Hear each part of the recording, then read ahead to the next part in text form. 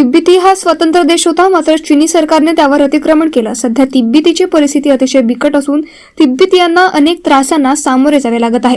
तिब्बतीयांची सांस्कृतिक व धार्मिक ओळख मिटवण्याचा प्रयत्न चालला आहे। तिब्बती हे गेल्या अनेक वर्षापासून भारतातच व्यवसाय आणि वास्तव्यास असून भारत सरकारकडे तिब्बतीयांच्या सुरक्षेची मागणी युवा काँग्रेसच्या वतीने करण्यात आली।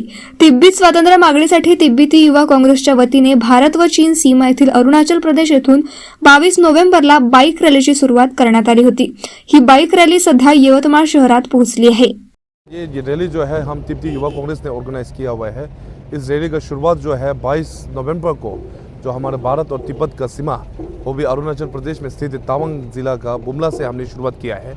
आज का जो दिन जो है हमारे 45 डेज है और ये जो पूरा यात्रा जो है 20 से ज़्यादा हमारे भारत का राज्य में ट्रेवल कर किलोमीटर के तौर से 20,000 से अधिक किलोमीटर ट्रेवल कर इसका नारा जो है तिब्बत की आज़ादी भारत की सुरक्षा, इसी नारा के साथ ये यात्रा कर रहे हैं। और ये यात्रा का 3 हमारे खास मांगे और मकसद है। पहले जो है हमारे तिब्बत का देश जो है एक स्वतंत्र देश था, लेकिन साल 1959 में चाइना ने हमारे देश को कब्जा कर दिया था। अभी तिब्बत के अंदर का स्थिति जो है बहुत गंभीर है। खासकर आजकल अभी चीनी सरकार ने हमारे तिब्बत का धर्म, हमारे संस्कृति, हमारे परंपरा को मिटाने का प्रयास चल रहा है। उसको जल्द से जल्द रुकने का मांगे जो है हमारे पहले मांगे है। दूसरा जो है हम 20 राज्य में ट्रेवल कर भारत सरकार और भारतीय वासियों को हम तिब्बती की ओर से धन्यवाद बोलने के लिए 60 साल से अधिक हम यहाँ पे रह रहा है और भारत सरकार और वासियों का जो समर्थक और सहयोग हमको मिला था उसको धन्यवाद बोलना जो है दूसरे मकसद है। साथ साथ में भारत का जो जितना भी सदन में सदस्य है उन सभी को हम ये विनती करते हैं तिब्बत के बारे में एक नीति लेकर, उसमें तिब्बत एक आज़ाद देश था, अभी एक चीनी के कब्जे में है बोल के वो नीति लेना जो है दूसरा हमारे मांग के है। तीसरा जो है तिब्बत के पर्यावरण के बारे में, तिब्बत के इन्वायरमेंट के बारे में। तिब्बत का इन्वायरमेंट जो है अभी चाइना के हमारे देश को कब्जा करने के बाद बहुत खतरा का सिचुएशन में है। इसके लिए तिब्बत का इन्वायरमेंट का इशू जो है न केवल हम तिब्बती के लिए नहीं बल्कि हमारे भारत के लिए, दक्षिण एशिया के लिए, पूरा विश्व के लिए एक महत्वपूर्ण है। तो तिब्बत के इन्वायरमेंट के बारे में जागरूक करना, उसको सहयोग लेना जो है हमारे तीसरे मकसद है। इसी मकसद के साथ हम ये यात्रा चल रही है। जालन्यातील अंबड आणि घनसावंगी तालुक्यातील शेतकऱ्यांना ऊसगाळ पूर्णपणे केलं जाईल असं आश्वासन माजी मंत्री राजेश टोपे यांनी दिलं आहे। मात्र ऊस तोडणी ही हार्वेस्टच्या मशीननेच करा, कुणीही ऊसतोड मजुरांवर अवलंबून राहू नका असंही टोपे यांनी म्हटलं आहे। पूर्णपणे परिपक्व झालेल्या ऊसांचीच तोडणी केली जाईल, अपरिपक्व ऊस तोडणी केला जाणार नसल्याचं सांगत शेतकऱ्यांनी यापुढे ऊस लागवडीच्या पद्धतीत बदल करण्याचं आवाहन देखील माजी मंत्री राजेश टोपे यांनी शेतकऱ्यांना केलं आहे। तोड कामगार हे मोठ्या पद्धतीनं कर्नाटकला गेले आणि त्यामुळे त्यांचा प्रश्न निर्माण झालाय। त्याला उत्तर एकच आहे की हार्वेस्टर्स आपण मोठ्या पद्धतीनं घेतलेले आहेत आणि त्यामुळे हार्वेस्टर्सची तोड ही सर्वांनी लावून घेणं गरजेचं आहे। नंबर प्रमाणे कुणीही हार्वेस्टरला नाही म्हणू नका, कारण पुढचा कालावधी किंवा कार्यकाळ हा हार्वेस्टरचाच आणि मशिनरीचाच असणारे ऊसतोड कामगारांवर आपल्याला अवलंबून राहून चालणार नाहीये। त्यामुळे पुढचे सगळे ऊसाच्या सऱ्या सुद्धा आपल्याला 4-4.5 फुटाच्या पेक्षा जास्तीच्या सऱ्यांचाच ऊस हा लावावा लागणार आहे। हा झाला एक महत्वाचा मुद्दा की हार्वेस्टर लावून घ्या नंबर प्रमाणे। नंबर 2, मला हेही सांगितलं पाहिजे की आज आपल्याला ऊस यावर्षी सर्व 100% गाळप केलं जाईल हे मी गुजरातमधून ठाणे आणि पालघर जिल्ह्यात चेन स्नॅचिंग करणाऱ्या एका टोळीतील 2 चोरट्यांना कल्याणच्या महात्मा फुले पोलिसांनी अटक केली आहे। या टोळीच्या इतर 2 चोरट्यांचा पोलीस शोध घेत आहे। काही दिवसांपूर्वी कल्याण पश्चिम येथील पूर्णिमा चौक परिसरात रस्त्यावर आपल्या मुलांसोबत जात असताना एका महिलेची चेन स्नॅचिंग करून चोरटे पसार झाल्याची घटना सीसीटीव्हीमध्ये कैद झाली होती। या सीसीटीव्हीच्या सहाय्याने कल्याणच्या महात्मा फुले पोलिसांनी दोघांना अटक केली आहे। पुणे श्री ज्ञानेश्वर साबळे साहेब यांच्या मार्गदर्शनाखाली या गुन्ह्याचा आम्ही तपास करत असताना या गुन्ह्यामध्ये 2 आरोपींना अटक करण्यात आलेली आहे। 2 आरोपींना चेन स्नॅचिंग करणाऱ्या 2 आरोपींना अटक करण्यात आलेली आहे। नाव काय सर? अटक आरोपीचं नाव आहे कन्नूबाई उर्फ कन्हैया रामाबाई सोलंकी, वय 45 वर्षे, राहणारा हा हिम्मतनगर, साबरकांठा, गुजरात। त्याचा एक साथीदार आहे जिग्नेश उर्फ जुगनू दिनेशभाई घासी, राहणार कुबेरनगर, थाना सरदारनगर, जिल्हा अहमदाबाद, राज्य गुजरात हा जिग्नेश जो आरोपी आहे याला अटक करणे बाकी आहे. जो कन्नूबाई आहे त्याला अटक केलेला आहे. ठीक आहे. HMPV व्हायरसबाबत आरोग्य विभाग अलर्ट मोडवर आहे. आरोग्य विभागाने या संदर्भात मार्गदर्शक सूचना दिल्या आहेत. HMPV हा व्हायरस नवीन नसून हा जुनाच आहे. याबाबत चिंता करण्याची फारशी गरज नाही. लहान मुले, ज्येष्ठ नागरिक, डायबिटीज, हायपरटेन्शन असणाऱ्या नागरिकांना काळजी घेण्याची गरज आहे. सर्दी, थाप, खोकला या व्हायरसची लक्षणं आहेत. नागरिकांनी मास्कचा वापर केला पाहिजे. सार्वजनिक ठिकाणी जाणे हे टाळले पाहिजे. या संदर्भात महानगरपालिका आयुक्त श्रीकांत यांच्या मार्गदर्शनानुसार आरोग्य विभाग काम करत आहे. मीटिंग घेतलेली आहे, त्याच्यामध्ये पूर्ण आढावा घेतलेला आहे. मेडिसिनच्या अवेलेबिलिटी बद्दल, इन्व्हेस्टिगेशनच्या लॅब कन्झ्युमेबल बद्दल, त्याच्यानंतर VTM वगैरे हे जे काही सर्व अवेलेबिलिटी आहे याचे पूर्ण आम्ही आढावा घेतलाय. ज्या काही कमी जास्त प्रमाणात गोष्टी आहेत त्याचं वेळीच त्या प्रोक्यूर करून घेणे किंवा अवेलेबल करणे ह्याच्यासाठी योग्य त्या सूचना दिलेल्या आहेत. ऑक्सिजन अवेलेबिलिटी बद्दलही आढावा घेतलेला आहे. सध्या पुरेशा प्रमाणात ऑक्सिजन सिलेंडर्स आमच्याकडे भरलेले आहेत. तर सध्या तरी असं वाटत नाही की खूप मोठ्या प्रमाणात वेव्ह येईल आणि खूप जास्त हॉस्पिटलायझेशन होतील असं सध्या तरी वाटत नाही. पण आम्ही पूर्ण प्रिकॉशनरी सर्व मेजर्स आम्ही घेत आहोत आणि जनतेने सुद्धा या गोष्टीसाठी खूप पॅनिक व्हायची गरज नाही. पण प्रिकॉशन मात्र नक्कीच घेणं आवश्यक आहे. रुग्णालयांना काही सूचना दिल्या आहेत? हे खाजगी रुग्णालयांनाही आम्ही सूचना दिलेल्या आहेत. IMA ला आम्ही पत्र दिलेलं आहे काल. त्याच्यानंतर पीडियाट्रिक असोसिएशनला पत्र दिलेलं आहे. घाटीला सुद्धा आम्ही पत्र दिलेलं आहे. त्यांच्याकडे सुद्धा सर्व गाईडलाईन्स प्राप्त आहेत. तर त्या अनुषंगाने सर्व स्क्रीनिंग किंवा याच्याबद्दलचं अलर्टनेस जे आहे ते सर्वांना जे काही प्रिकॉशनरी मेजर्सच्या इन्स्ट्रक्शन्स असतात त्या इन्स्ट्रक्शन सर्वांना दिलेल्या आहेत. लोकांमध्ये व्हायरस पसरण्याची भीती निर्माण झालेली आहे, तर अशा परिस्थितीमध्ये नागरिकांनी काय करावे? पहिली गोष्ट, भिवून जायचं काही कारण नाहीये आणि फक्त जे काही काळजी बेसिक प्रिकॉशन्स आहेत तेवढ्याच फक्त घेणं गरजेचं आहे. आणि या सर्व गोष्टीसाठी आरोग्य यंत्रणा सज्ज आहे. आमच्या वॉर रूमचे टोल फ्री नंबर, अँब्युलन्सचे टोल फ्री नंबर हे सर्व आम्ही आज प्रेस रिलीज करणार आहोत. त्यामुळे नागरिकांनी कुठेही घाबरून जायचं कारण नाहीये. विलगीकरणाची सध्या स्थितीची आवश्यकता आहे का? सध्या काही आवश्यकता वाटत नाही त्याच्याबद्दल. आरोग्य विभागामार्फत नागरिकांना आपण काय सूचना द्याल? नागरिकांना ह्या सूचना आहेत की त्यांनी घाबरून जायचं काही कारण नाहीये. प्रिकॉशन्स घेणं गरजेचं आहे. ज्यावेळेस काही साईन सिम्पटम्स वाटतात त्यावेळेस डॉक्टरचं कन्सल्टेशन करून घेणे आणि डॉक्टरांनी जे ऍडवाइस केलेलं त्या मेडिसिन घेणे, त्या प्रिकॉशन डॉक्टरांनी सांगितलेलं त्याची म्हणजे अंमलबजावणी करणे. Maharashtra state electricity workers federation आणि विद्युत क्षेत्रातील इतर कामगार संघटनेने वागळे इस्टेट ठाणे येथे प्रीपेड स्मार्ट मीटर योजनेचा जाहीर निषेध केला आहे. मुख्यमंत्री देवेंद्र फडणवीस यांनी सभागृहात 3 जुलै 2024 रोजी ग्वाही दिली होती की सर्वसामान्य ग्राहकांसाठी स्मार्ट मीटर लावण्यात येणार नाही. पण तरीही ठाण्यात आणि महाराष्ट्रात इतरत्र खासगी कंपन्या स्मार्ट मीटर लावत आहे. ही मनमानी आम्हाला मान्य नसल्याची खंत MSCB कर्मचाऱ्यांनी आंदोलनाद्वारे दर्शवली आहे. प्रमाणे देणार आहे. सडनली हे सर्व मीटर बदली झाल्यानंतर ते स्मार्ट प्रीपेड मीटरमध्ये डिक्लेअर करणार आहे. आणि याचा रेट कसा असणार आहे, जसं तुम्ही जशी वीज वापरणार तसं तुमचे रेट वाढणार. परंतु तुम्ही जसं मोबाईलमध्ये चार्ज करता त्या मोबाईलमध्ये चार्ज केल्यानंतर किती युनिटला किती दर आहे याची कुठेही त्याच्यामध्ये वाच्यता नाही. त्या मीटरची कॉस्ट आज 12,000 रुपये आहे. ते 12,000 रुपये कोण भरणार, कसे वसूल करणार? आज कंपनीच्या याच्यावरती करोडो रुपयाचं या ठिकाणी कर्ज आहे आणि ती वसुली आपसुकच या ठिकाणी ग्राहकाच्या बिलामधून वसूल करण्याची शक्यता आहे. आणि म्हणून आणि हे ग्राहक ही आज ही आपली एक गरज झालेली आहे. जसं अन्न वस्त्र निवारा तसं विजेशिवाय आपण राहू शकत नाही. हे आपण याच्यामध्ये तुम्ही बघितलं असेल कोविडच्या काळामध्ये वीज असल्यामुळंच तुम्ही सर्व हॉटेल चालू शकले, तुमचे काम म्हणजे रुग्णालय चालू शकले. अशी महत्त्वाच्या ठिकाणी सार्वजनिक मुद्दा आहे. हे सरकारचं दायित्व आहे. हे सरकारचं दायित्व आहे. सरकारला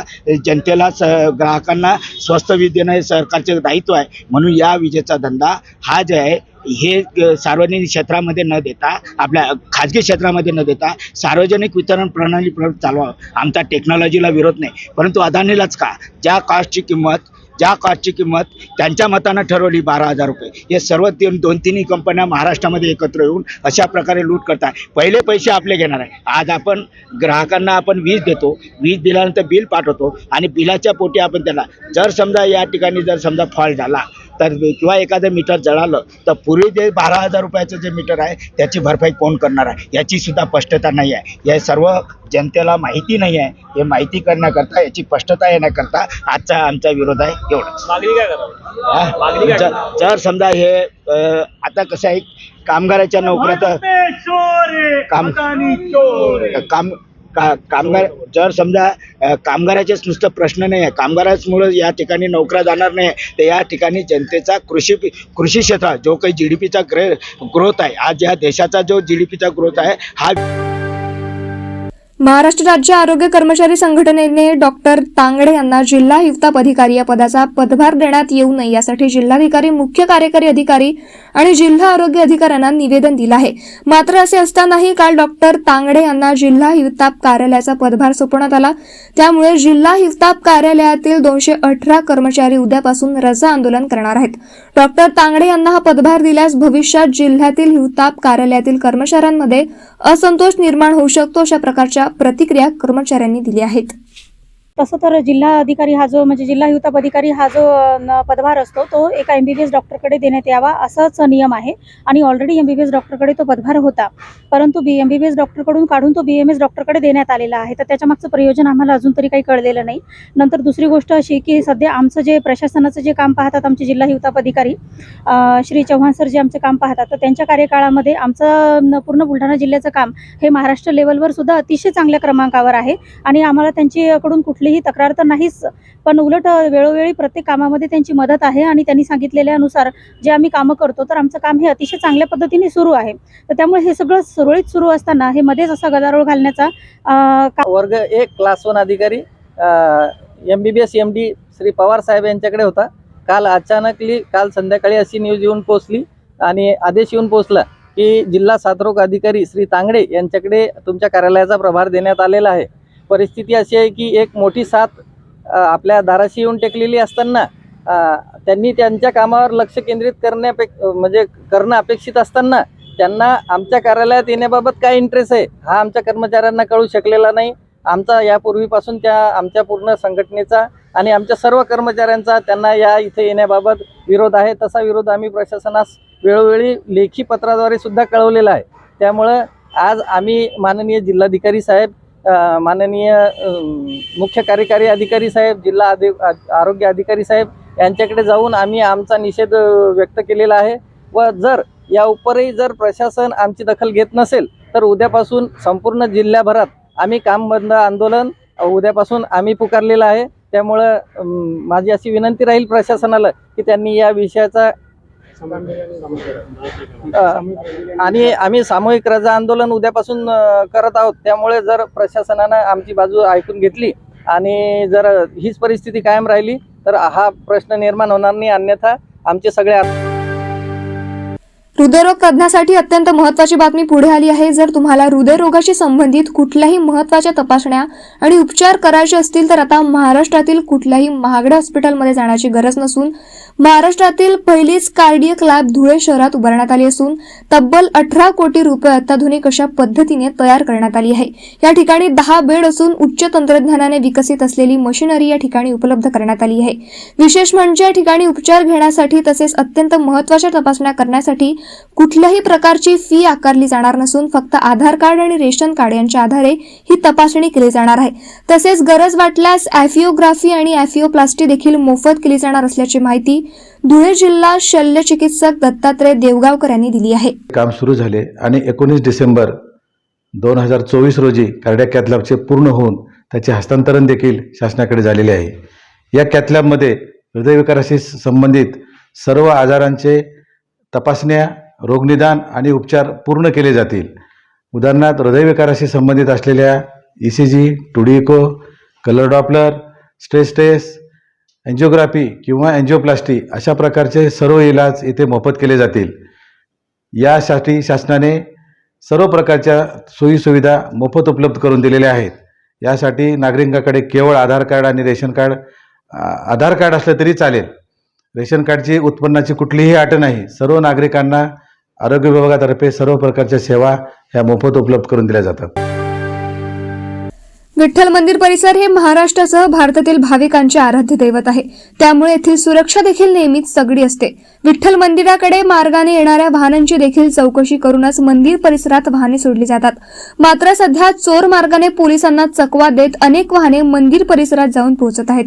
गांधी रोडवरील एका रस्त्याच्या माध्यमातून वाहने थेट मंदिर परिसरापर्यंत जात आहेत. त्याकडे ना पोलीस प्रशासन, पालिका प्रशासन, इतर सर्व सुरक्षा यंत्रणांचे पूर्णपणे दुर्लक्ष असल्याचे दिसून येते. त्यामुळे मंदिर परिसरात चोर मार्गाने येणाऱ्या वाहनांवर अंकुश नक्की कोण ठेवणार? या वाहनांची सुरक्षेच्या कारणास्तव चौकशी होणार का? याबाबत आता सवाल उपस्थित होत आहे. जय श्रीराम. आम्ही मंदिर परिसरातील राहणारे नागरिक आहोत. मंदिर परिसरात जर एखादं वाहन आणायचं असेल आमच्या आवश्यकतेनुसार, तर त्यासाठी पोलीस प्रशासनाची परवानगी घ्यावी लागते. आणि इकडून पांतू उत्पादमधून जर गाडी आता यायची म्हणली तर ते बिनधास्तपणे आत येत आहेत. ना याकडे पोलीस प्रशासनाचं लक्ष आहे, ना नगरपालिकेचं लक्ष आहे, ना मंदिर सुरक्षा विभागाचं लक्ष आहे.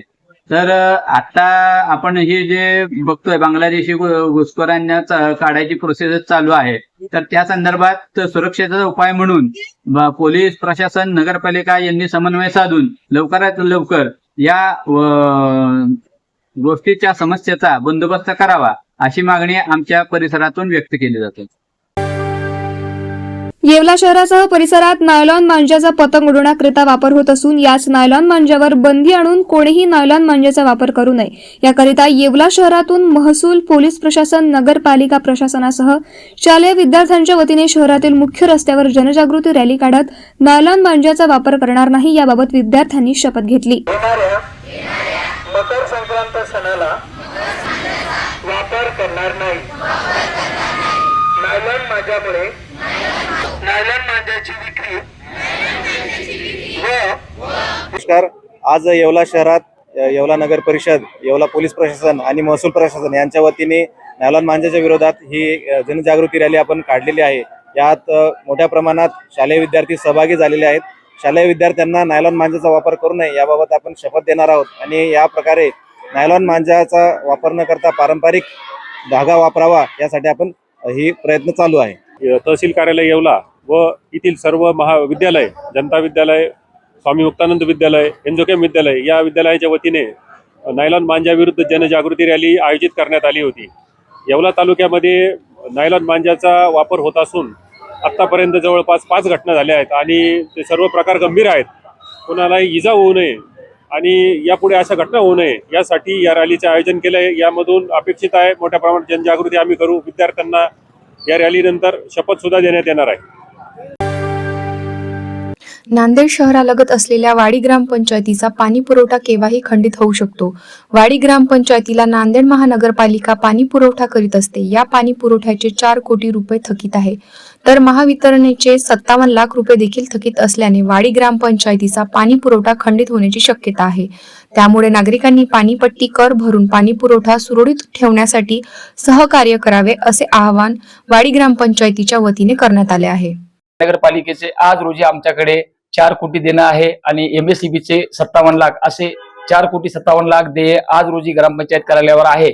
या अनुषंगानं सर्व नागरिकांना आव्हान, सरपंच प्रतिनिधी निखिलजी गर्जे, उपसरपंच बापूराव गंगाधररावजी पावडे, माजी सभापती बंडूभाऊ पावडे व सर्व सन्माननीय सदस्य यांच्या वतीने आम्ही आवाहन करू इच्छितो की सर्व मालमत्ताधारकांनी आपले पाणीपट्टी आणि मालमत्ताधारकांचे जो बिल आहे सर्वांना ग्रामपंचायतला देऊन सहकार्य करावे, जेणेकरून आपला येणाऱ्या काळात जो उन्हाळा आहे आपल्या पाणीपट्टी पाणीपट्टी बंद होऊन आपली गैरसोय टाळेल. यासाठी सर्व ग्रामपंचायत सदस्य व ग्रामविकास अधिकारी यांना आपण संपर्क साधून आपली पानपट्टी व मालमत्ताधारकांनी आपले मालमत्ताधारकाची मालमत्ता देयक हे सर्व देऊन ग्रामपंचायत कार्यालय वाडी यांना सहकार्य करावे ही आणि लॉकडाऊन काळातील जो 2020 पासून जो बॅकलॉग राहिला या अनुषंगाने एक वेळी सर्वांना अवघड जाईल, परंतु भविष्यामध्ये आपल्याला कोणतीही गैरसोय होणार नाही याची दक्षता सर्व ग्रामपंचायतच्या मार्फत आम्ही सर्व नागरिकांना विनम्र आवाहन करतो. जय हिंद, जय महाराष्ट्र. प्रयागराज येथे 13 जानेवारीपासून महाकुंभ सुरू होत आहे. या महाकुंभात सहभागी होणारे साधू संत आणि भाविकांसाठी विश्व हिंदू परिषद विदर्भ प्रांताच्या वतीने अन्नदान सेवा सुरू करण्यात येणार आहे. या अन्नदान सेवेसाठी विश्व हिंदू परिषदेच्या वतीने आवश्यक साहित्य अन्नधान्याचा एक ट्रक रवाना करण्यात आला आहे. मकर संक्रांत ते महाशिवरात्री या 45 दिवसात प्रयागराज येथील महाकुंभमध्ये विश्व हिंदू परिषदेचे हे अन्नदान सेवा सुरू राहणार आहे. या 45 दिवसात दररोज 20 ते 25 हजार भाविकांना अन्नदान करण्यात येणार असल्याची माहिती विश्व हिंदू परिषदेचे गोविंद शेंडे यांनी दिली आहे. विदर्भ प्रांतांनी असं ठरवलं की या कुंभामध्ये 45 दिवस आपण तिथे अन्नछत्र चालवायचं. जसं मागे श्रीराम जन्मभूमीवरती भगवंतांच्या प्राणप्रतिष्ठेच्या वेळेला 1 महिना आपण तिथे अन्नछत्र चालवलं, त्याच धर्तीवर प्रयागमध्ये पण हे अन्नछत्र आपण चालवावं असं सगळं कार्यकर्त्यांनी मिळून ठरवलं. त्या निमित्ताने आपण धान्य संकलन केलेलं आहे, काही वस्तू संकलन केलेलं आहे आणि ते सगळं आज तिथं रवाना करू आणि आपण 12 तारखेपासून तिथे हा अन्नछत्र प्रारंभ करणार आहे. आज एक ट्रक रवाना करतोय, यात अजून काही सामान लोड व्हायचं राहिलेलं आहे, ते होईलच आणि 1 वाजता हे जवळपास हा ट्रक इथनं रवाना होईल.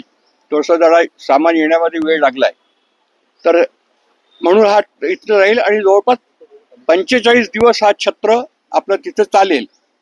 मी आपल्या माध्यमातून अजून एकदा सगळ्या भाविकांना, भक्तांना आणि कुंभप्रेमींना असं निवेदन करतो, प्रार्थना करतो की त्यांनी या अन्नछत्र चालवण्यामध्ये आमची मदत करावी. दररोज या अन्नछत्रामध्ये आमची अशी कल्पना आहे की 20 ते 25 हजार लोक प्रतिदिवस या अन्नछत्रामध्ये जेवतील. सकाळी 10 ते रात्री 10 असं हे अन्नछत्र चालणार.